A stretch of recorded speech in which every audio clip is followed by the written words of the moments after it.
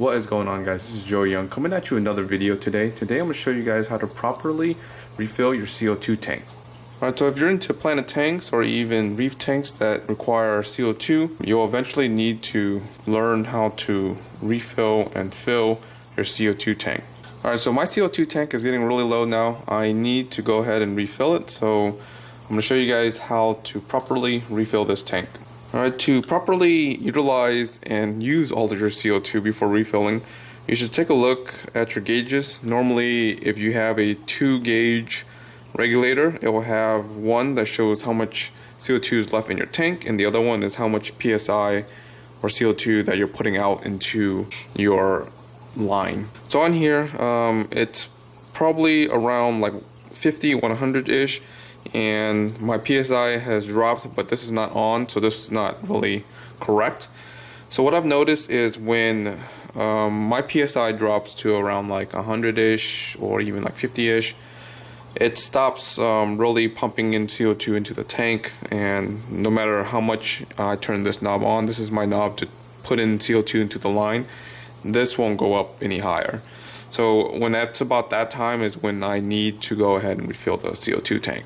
Alright, so the first thing you're going to do is you want to disconnect the CO2, the regulator. So grab a wrench. This is an adjustable wrench, but I believe if you have a standard fitting, I think this is a 22 millimeter, but I could be wrong. Don't quote me on that. I just have a adjustable one.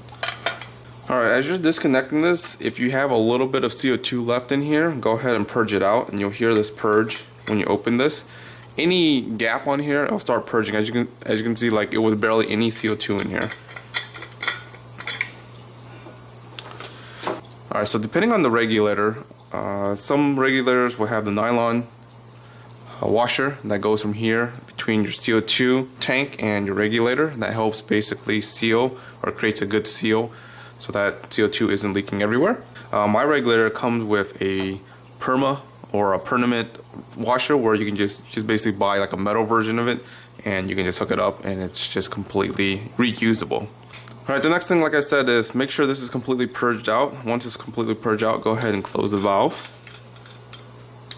Alright, so it's closed. So looking on your tank, there's a bunch of engraved like values on here. There's one that shows the manufacturing date. There's another one that shows the weight of the actual cylinder. So that's the number that you want to look for, and that number will be across here where it says TW, and it'll say a number here. So this is a 10-pound CO2 tank, so that weighs 14.5 pounds here, if you can see from here. So this number is important because later when you go ahead and refill the tank, you want to know how much CO2 is being put on into the tank, and to make sure that you're not getting ripped off or if it's not being over pressurized. Alright, so now you're ready to take your CO2 bottle to get it refilled. Some good suggestions would be in your local fish store. Some local fish stores actually will carry CO2 tanks to refill your CO2. If your local fish store does not have a CO2 refill area, you can check out beer breweries. They will have them for sure, and paintball areas where you shoot paintball guns and whatnot. They will have CO2 refills. Alright, so once you have your CO2 tank filled, it's time to just do a safety check. I always do this now because I've had an incident in the past where the tank has been overfilled and literally it would just spew CO2 everywhere, and actually the safety valve broke. So that's actually a bad thing if that ever happens. So what I do is I always weigh the cylinder after it's been filled. Normally if they have a weight there, they'll check for you too. But this is almost like a triple check, I guess. So on here, it's zeroed out. You guys can't see it, but if you place it on here. So the way it works is, remember the value I was telling you about? This thing weighs 14.5. So if your CO2 tank is 10 pounds, you're basically adding in 10 pounds worth of CO2. So if you look in your scale, I'll adjust this over here. Hopefully you guys can see that. It should come out to be 24.5, and this actually comes out to be 24.4. So it's just barely perfect. So this is actually really good.